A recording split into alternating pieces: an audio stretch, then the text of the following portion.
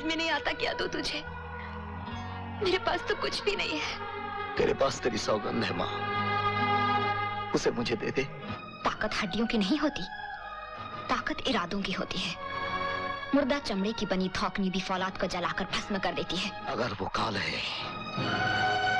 तो मैं तेरा त्रिशूल हूँ। फिल्मों में कई बार ऐसा दिखाया जाता है कि किसी बड़े स्टार को किसी दूसरे स्टार के पिता का या फिर खलनायक का रोल मजबूरी में करना पड़ता है। जो होता तो बेशक कुछ मिनट का ही है, लेकिन फिर भी ऑडियंस को ये अच्छा नहीं लगता और फिल्म की बुराई शुरू हो जाती है। इसलिए आज की वीडियो में हम एक्शन से भरी कुछ ऐसी फिल्म त्रिनेत्र की बात करेंगे जो 26 जुलाई 1991 को रिलीज हुई थी, जिसमें लीड रोल में मिथुन चक्रवर्ती, शिल्पा शिरोडकर, अमरीश पुरी, गुलशन ग्रोवर, अनुपम खेर, कादर खान, शक्ति कपूर, दीपा शाही, लक्ष्मीकांत बेर्डे और महेशानंद के अलावा धर्मेंद्र भी स्पेशल अपीयरेंस में नजर आए थे। फिल्म के डायरेक्टर और स्टोरी राइटर थे हैरी बावेजा, प्रोड्यूसर थे त्रिलोचन बावेजा, संगीतकार थे आनंद मिलिंद और गीतकार समीर के लिखे 7 गीत रखे गए थे, जिनमें बतौर गायक आवाज दी थी कुमार सानू, अमित कुमार, SP बालासुब्रमण्यम, जोली मुखर्जी और कविता कृष्णमूर्ति ने। मैं तुझे छोड़ के कहाँ जाऊंगा,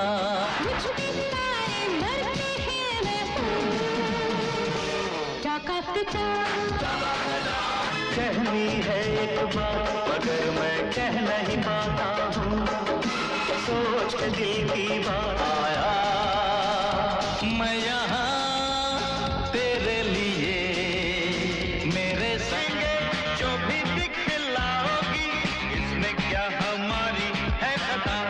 आजा क्या खाए मैंने बताऊं, क्या खिलाऊं, कानों में कह जाऊंगी। फिल्म का गीत संगीत वैसे तो अच्छा था, लेकिन इतना नहीं कि हिट हो जाए, क्योंकि कुमार सानू का गाया मैं तुझे छोड़ के कहाँ जाऊं जैसा गीत ही पसंद किया गया था। 2 घंटे 37 मिनट की इस फिल्म को अगर 5.2 आउट ऑफ 10 IMDb रेटिंग मिली हुई है तो बजट इसका तकरीबन 2 करोड़ 35 लाख रुपए रखा गया था और रिलीज के बाद बॉक्स ऑफिस इंडिया पर यह 3 करोड़ 55 लाख रुपए की कमाई कर एवरेज रही थी, तो वर्ल्ड वाइड भी इसकी कमाई 4.25 करोड़ रुपए के आसपास पहुंच गई थी। ये तो बात रही त्रिनेत्र से जुड़ी कास्ट और परफॉर्मेंस की। अब बात करते हैं इससे जुड़े रियल फैक्ट्स की। फैक्ट 1, लेजेंडरी धर्मेंद्र और मिथुंदा का साथ 80 के दशक में शुरू हुआ था। दोनों ने इस बीच साथ में कई बेहतरीन फिल्में दी थी। हालांकि सन 87 में मैं बलवान को छोड़कर दोनों सभी फिल्मों में दोस्त की भूमिका में थे, क्योंकि मैं बलवान में धर्मेंद्र मिथुंदा के मामा की भूमिका में थे, लेकिन इस बार त्रिनेत्र में उन्होंने मिथुंदा के पिता का रोल स्वीकार कर लिया। हालांकि उनका रोल उतना बड़ा नहीं था, क्योंकि वे फिल्म में स्पेशल अपीयरेंस में थे और ना ही उनका मिथुंदा के साथ कोई सीन था। धर्मेंद्र फिल्म करने को ऐसे ही तैयार नहीं हुए, इसके पीछे उनकी मजबूरी थी, क्योंकि मिथुंदा उन्हें और हेमा को काफी मानते थे। दोनों की किसी फिल्म में उन्हें स्पेशल अपीयरेंस भी देनी होती थी तो वे तुरंत मान जाते थे।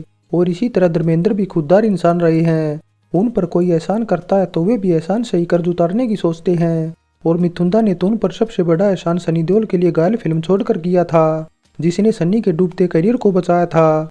बस इसी वजह से धर्मेंद्र भी मिथुंदा की फिल्मों में हर तरह का रोल करने को तैयार हो जाते थे। हालांकि उनका रोल पहले जितेंद्र को ऑफर हुआ था, उन्होंने फिल्म साइन भी कर ली थी, लेकिन कुछ वजहों से छोड़ दी। जिसके बाद जब धर्मेंद्र को भूमिका ऑफर हुई तो मिथुंदा की वजह से वे तुरंत करने को तैयार हो गए। हालांकि इस तरह का रोल उनके लिए नया नहीं था, क्योंकि इससे पहले वे करियर में टॉप पर रहते हुए सन 77 में आई चाचा भतीजा में रणधीर कपूर के चाचा का रोल भी कर चुके थे। त्रिनेत्र में धर्मेंद्र की भूमिका सन 84 में आई मकसद में शत्रुघ्न की भूमिका के सिमिलर थी, जिसमें शत्रुघ्न जितेंद्र के पिता की भूमिका में थे, तो धर्मेंद्र की तरह उनकी भी मौत हो गई थी। और इसके बाद तो न जाने कितनी ऐसी फिल्में आई जिनमें 2 बड़े स्टार बाप बेटे की भूमिका में थे।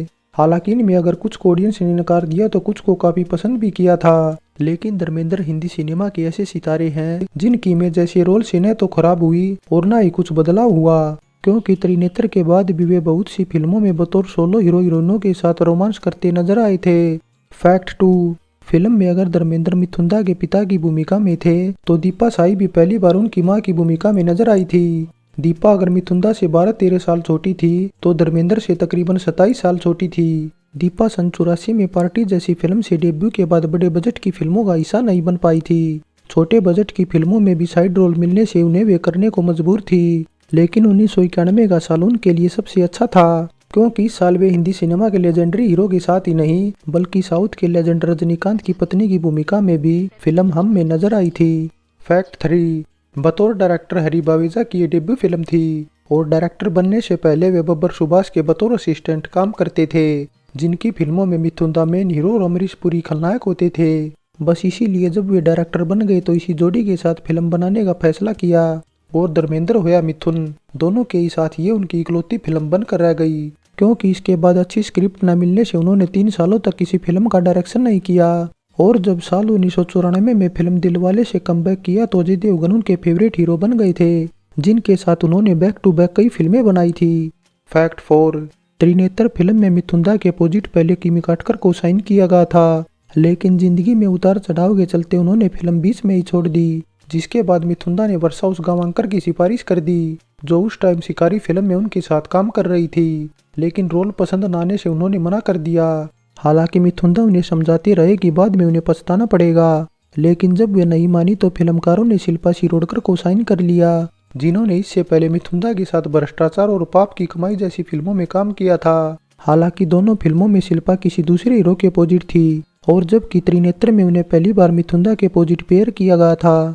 फैक्ट 5, मराठी फिल्मों की तरह हिंदी फिल्मों में भी लक्ष्मीकांत बेर्डे खूब नाम कमाना चाहते थे, इसलिए वे नौकरों के भी छोटे मोटे रोल करने को तैयार हो जाते थे, जिस वजह से 1991 का साल उनके लिए बेहतरीन रहा। त्रिनेत्र उनकी पहली ऐसी हिंदी फिल्म थी जिसमें उनके लिए स्पेशल भूमिका लिखी गई थी और फिल्म में उनका एक नहीं बल्कि 4 नामों से कैरेक्टर रखे गए थे। लक्ष्मीकांत बेर्डे की कुछ ऐसी भूमिका इसी साल आई एक मराठी फिल्म में भी रखी गई थी। फैक्ट 6, फिल्म में मिथुन दा की भूमिका काफी कुछ सन 1977 में आई अमर अकबर एंथनी के अमिताभ की भूमिका के सिमिलर थी, तो सन 84 में आई उन्हीं की कसम पैदा करने वाले की से भी कुछ सीन इंस्पायर्ड थे।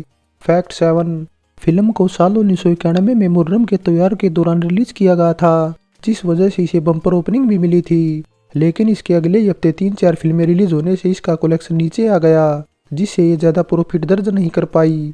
फैक्ट 8, कुमार सानू का गाया मैं तुझे छोड़ के कहाँ जाऊँ फिल्म का सबसे पॉपुलर गीत था, जिस वजह से इसके 4 अलग अलग वर्जन भी रखे गए थे।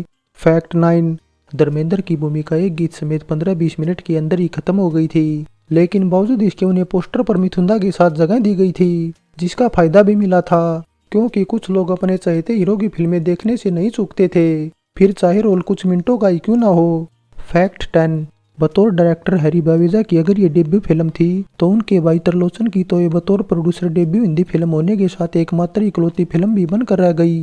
हालांकि तरलोचन ने इससे पहले सन 77 में आई वंगार फिल्म को भी प्रोड्यूस किया था, लेकिन वो एक पंजाबी फिल्म थी। फैक्ट 11, अमरीश पुरी की भूमिका काफी कुछ साल 1987 में आई उन्हीं की डांस में की भूमिका के सिमिलर थी, क्योंकि दोनों ही फिल्मों में उन्हें संगीत प्रेमी दिखाया गया था। फैक्ट 12, साल 1977 में आई शोले में तो मैकमोहन का 1-2 डायलॉग सुनने को मिल गया था, लेकिन त्रिनेत्र ऐसी फिल्म थी जिसमें उन्हें एक भी डायलॉग बोलने को नहीं मिला और पूरी फिल्म में वायलिन बजाते ही नजर आए थे। फैक्ट 13, फिल्म के क्लाइमैक्स सीक्वेंस में जो लोकेशन क्रिएट की गई थी वो दरअसल सन 1987 में आई डकैत फिल्म के एक सीन से प्रेरित थी।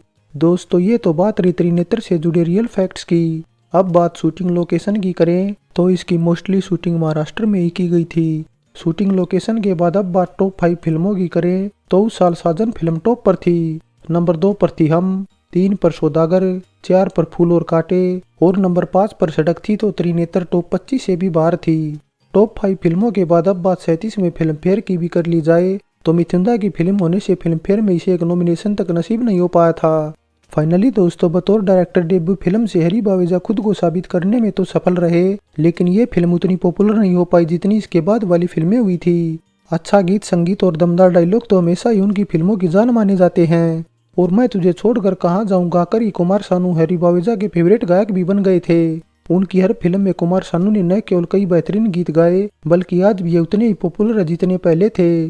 त्रिनेत्र फिल्म की स्क्रिप्ट कुछ जगह कमजोर थी, धर्मेंद्र का रोल भी ऑडियंस को पसंद नहीं था, लेकिन वो मिथुन दा का दौर था जब उनके नाम से ही पब्लिक थिएटर में खिंची चली आती थी।